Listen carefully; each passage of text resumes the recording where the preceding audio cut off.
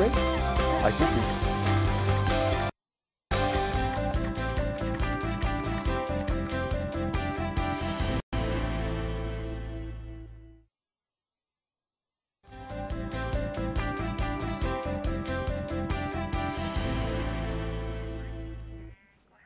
Welcome back to Over 55. I'd like to introduce my next guest, which is Dianne Pearce, Curator of Public Programs at Museum London. Hello, Dianne. How are you? Hello. Very well. How are you? Great. Maybe you can tell us what your position entails. Okay. The museum has some great exhibitions on, and I work in conjunction with the curators who select and organize the exhibitions, and I come up with great ideas for public programming. So the idea is to activate the exhibitions and to offer programs that work in conjunction with the exhibitions to bring people in. They can experience the exhibitions, but they can also have another kind of experience depending on what the public program is. Yeah, now I know my wife and I have been to Museum London many times. It's a great facility. I mean, I love the building itself. It's great. But there's some great works there.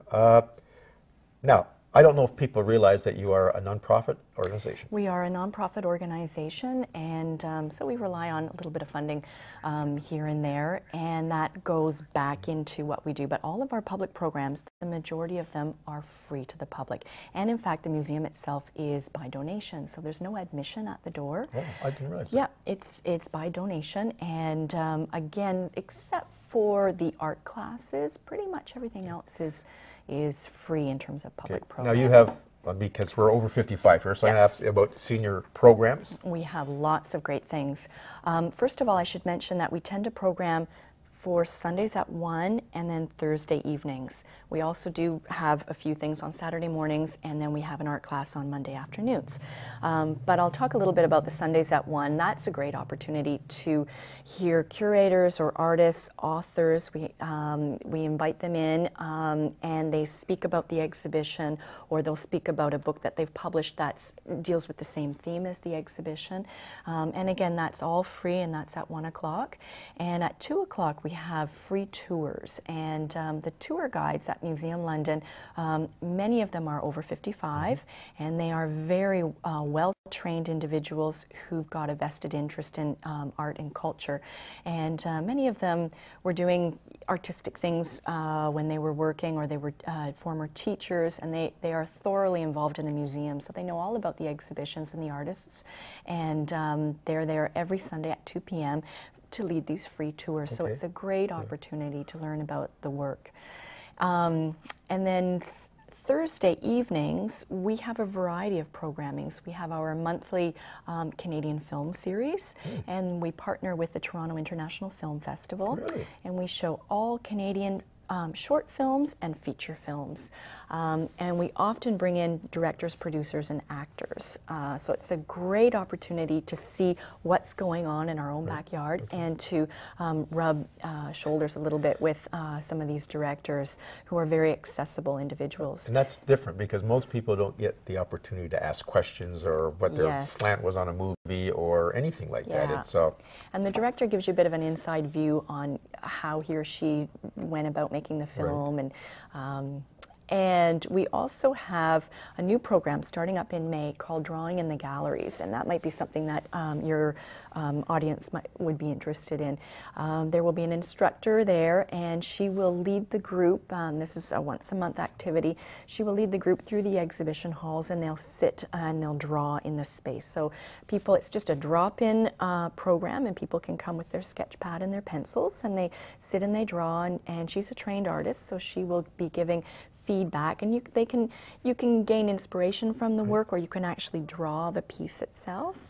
And we have other activities on Thursday nights, music series sometimes, or we might have a composer who plays the piano to silent films. He's come in before. We have lots of more evening type programming. And it sounds all-encompassing, like it's not just art, or it's not just, you know, the statues or the figure. It's everything, music. I didn't realize the film side of it, where you had Yeah, we do a lot of films, and we are actually partnering with the film department at UWO, and they will be doing, the master's students will be doing a little film festival in conjunction with Museum London. That happens in early May, and again, that's all on our website, museumlondon.ca, and people can go there and they can get information on what's coming now, up. if somebody happens to be walking by the museum and they come in, you have all the literature there where they can get updated, because I saw there was one called Spick and Span coming up. That sort of caught my attention. Well, that's one of the historical exhibitions, because we have a double mandate of fine art and historical art, and we have two very strong collections. One is the visual art collection that we were chatting about earlier. It's got about 7,000 pieces in it. That's huge. Wonderful pieces, really, high caliber artwork. And then we have the material culture collection, which has about 25,000 objects and artifacts. So Spick and Span is the historical exhibition, and it's on the history of cleanliness with a focus on London and the London Soap Company. And when you walk in there, it's just fantastic. When you walk in there, you're thrown back to the 30s, 40s, 50s, that kind of aesthetic. And this Sunday, we have a wonderful speaker, Catherine Aschenberg, who's published 3 nonfiction books, many articles, and she will be speaking about her most recent book that came out last year called The Dirt on Clean. And she takes us through a little bit of the history of cleanliness and how it was supposed to be sometimes women's work at one time, it said in that article. And how maybe we're a little too clean sometimes. That's true, that's true. I don't know if the young kids today ate the pound of dirt that I probably ate when I grew up, but... Yeah.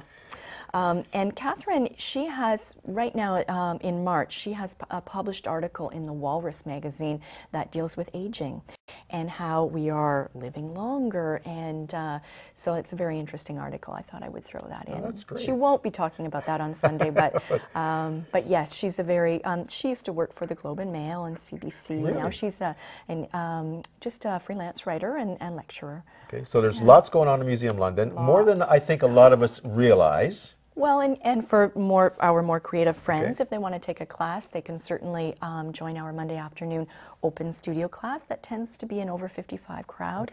It's a very relaxed open studio where you can draw and paint and sculpt. And that's online as well. Well, thank you, Dianne, for coming on the show, and I hope it brings more people into the London Museum, or Museum London, really. We look forward Thank you very much for watching Over 55, and we look forward to seeing you next week.